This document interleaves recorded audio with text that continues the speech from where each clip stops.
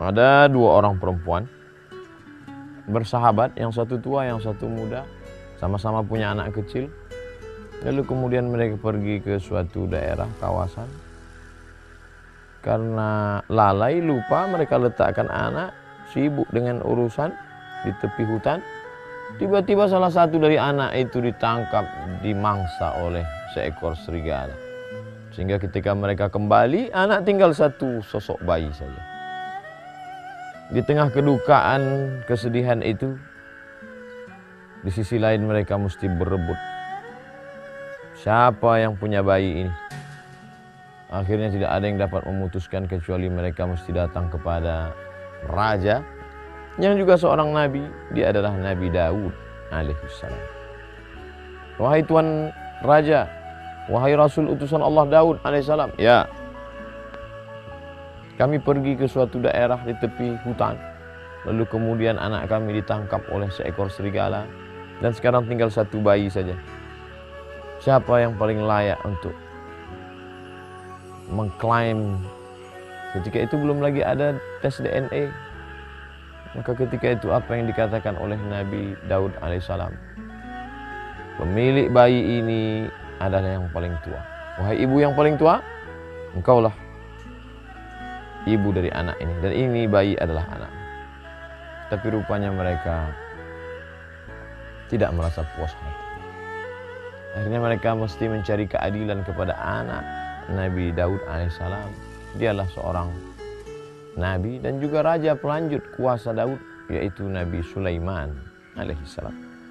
Wahai Tuan Raja, Nabi Sulaiman alaihissalam, ya, siapa di antara kami yang menjadi pemilik anak sosok bayi ini? Nabi Sulaiman alaihissalam meminta kepada pengawal, ambil pisau. Untuk apa wahai Sulaiman? Ambil pisau, aku akan membelah anak ini menjadi dua, dan kalian akan ambil satu bagian dan engkau satu bagian. Mendengar itu, si ibu yang muda langsung memberikan responnya. Apa kata beliau? Wahai Nabi Sulaiman alaihissalam, tidak perlu engkau membelah bayi ini. Biarlah bagianku kuberikan kepada ibu yang tua.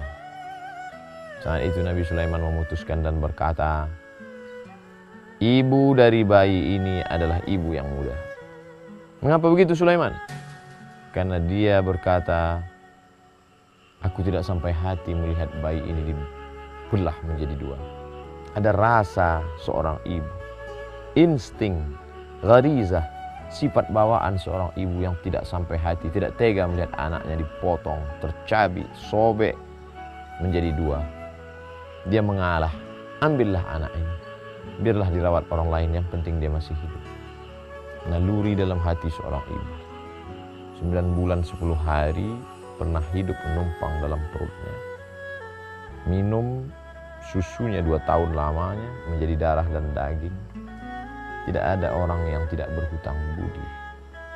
Oleh sebab itu Nabi SAW bersabda, man ahaqqun nas bi husni suhbati. Wahai Rasulullah, siapa orang yang paling layak untuk menerima baktiku? Nabi menjawab, ummuka, ibu. Thumma man, siapa lagi? Ummuka, ibu. Thumma man, siapa lagi? Ummuka, ibu. Thumma man, siapa lagi ya Rasulullah? Abuka, bapak. Bukan Allah mengecilkan peran laki-laki. Laki-laki, ar-rijalu qawwamuna 'alan nisa. Laki-laki menjadi pemimpin yang meluruskan kesilapan perempuan. Tapi ada masanya. Perempuan dimuliakan, dihormati. Al-jaza' ala qadril amal. Balasan diberikan karena kadar perbuatan yang begitu tinggi. Berapa kali dia terhalang untuk sholat tahajud karena pekikan tangisan dari azan isya berkumandang sampai azan subuh terdengar sayup-sayup ke celah telinga.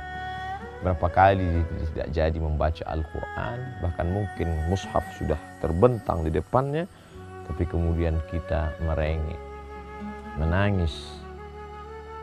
Dan berapa kali pula dia tidak melaksanakan ibadah puasa, tinggal puasa Ramadannya karena kita dalam keadaan menumpang di dalam perutnya, dia hamil tua. Tahun berikutnya dia juga tidak puasa karena kita sedang menyusu. Tahun berikutnya dia mesti terpaksa tidak puasa lagi karena 2 tahun lamanya haulaini kamilaini, 2 tahun masa menyusui.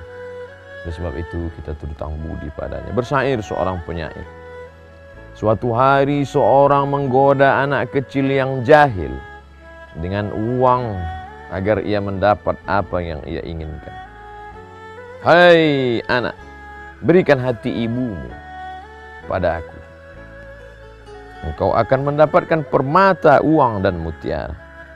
Anak itu pergi menancapkan pisau di dada ibunya. Ia keluarkan hati ibunya. Kemudian dia kembali. Akan tetapi dia lupa karena terlalu cepat. Apa yang terjadi? Hati itu putus dan jatuh menggelinding di tanah.